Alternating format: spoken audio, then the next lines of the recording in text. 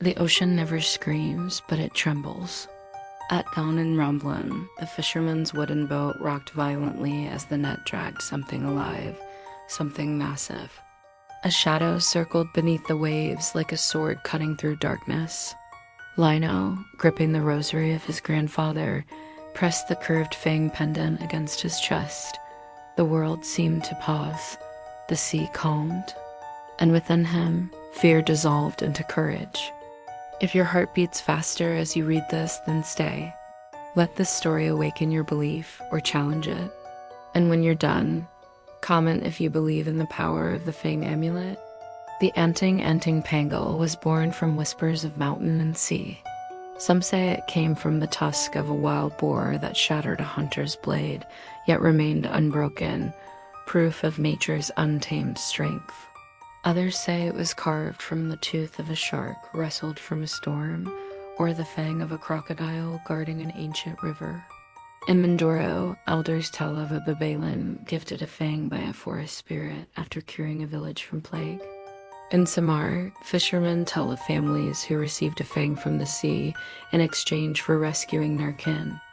The origin differs, but one truth remains. Every fang came with sacrifice and a vow to wield its strength for good. The fang symbolizes more than savagery and sharpness.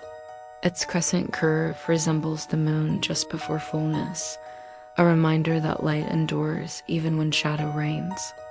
For Filipinos whose faith blends ancestral spirit and Christian devotion, the fang becomes a bridge between man and the unseen. It is not simply protection. It is a call to live with courage, guided by prayer. What powers does it hold? Elders say first, protection from harm blades, bullets, sudden accidents, or unseen spirits that linger on moonless nights. Second, courage when fear grips the heart. It sharpens the mind, steels the spirit, not to dominate, but to defend. Third, guidance. Some swear the fang pulls its wearer toward the right path, like an unseen compass pointing toward safety. Yet the fang does not bend to selfish command. It only amplifies the courage already alive within. To awaken the fang's power, rituals must be followed. It is first washed in pure water mixed with 7 drops of coconut milk, then smoked with incense while prayers are whispered. On the night before a full moon, the oration is recited by a window, never to harm, only to seek guidance. Each lineage has its own prayer, blending Spanish, Latin, and native tongues. Lino's grandfather taught him these words: "In the name of the Lord who anchors light to the waves, grant strength without pride, courage without cruelty. Shield the bearer from harm and silence his fear." The oration continues with fragments handed down from centuries past. Dios mío, bendecas Pangil, porta de vida, contra sombra, contra filo, fiat voluntas tua. Not secrecy, but sincerity breathes life into the prayer. The fang is worn on a cord of red or black thread, sometimes capped with silver or brass etched with a cross or star. It must touch the skin, for elders say it must hear the heartbeat of its bearer. When not worn, it rests wrapped in white cloth inside a wooden box, alongside dried sambong or simpaguita leaves. Never should it be flaunted for arrogance, nor handed carelessly to the unworthy. To lend it is allowed, but only in times of great danger, and always returned once the storm is past. There are rules. Do not boast of the fang. Do not use it to cheat or harm. Before journeys, close your eyes, breathe deep, and vow to use it for good.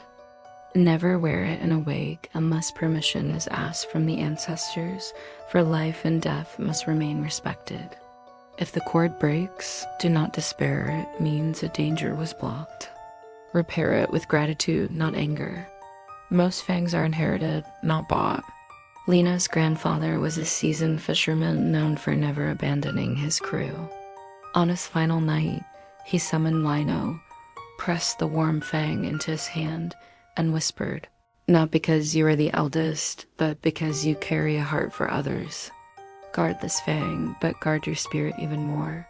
The inheritance is not bound to bloodlines alone. Families have entrusted fangs to brave neighbors or friends, so long as they proved courage with kindness. Passing it down always involves smoke, prayer, and a new thread, never too tight, reminding the new bearer that strength should never choke the soul. Regional variations tell different tales. In Batangas and Quezon, boar fangs are blessed by mothers with rosaries before their sons sail. In Samar and Leyte, shark fangs are paired with prayers to the Virgin of the Sea. In Agusan and Ilocos, crocodile fangs are carried by river travelers who whisper prayers for calm waters. In Marinduque, wearers even join Easter processions with the fang resting on their chest, symbolizing strength united with faith. The forms differ, but all converge on one truth. The Fang Amulet binds man to nature and faith to belief. Does it truly work? In the end, the elders say the fang is a covenant. Half is the object in your hand. Half is the faith and the deeds you live by. It will not replace caution nor erase wisdom. It will remind you that prayer and action must walk side by side. When stories say Lino was saved by the fang, perhaps it is more accurate to say the fang gave him courage, and courage guided his hands. He tied the rope tighter. He calmed his crew. Together they pulled at the right moment, and the net tore free of the shadow. The fang did not tame the sea. It helped Lino master his fear. That night, as the sea flattened like glass and the moon broke through the clouds, Lino pressed the fang against his chest. It pulsed with warmth from his body. He bowed his head, not in victory, but in gratitude, not for defeating the sea, but for learning to move with it. If you reach this point, I'll ask you one thing. Do you believe that strength may lie in the space between prayer and action? If yes, hit like on this story, share it with someone who still wears an old necklace, or with a fisherman or hunter who knows the weight of a fang. Comment the word fang if you want to hear more tales of anting from the islands of the Philippines. Follow for the next story. Who knows? It may be about the amulet silently watching in your home, waiting to be remembered.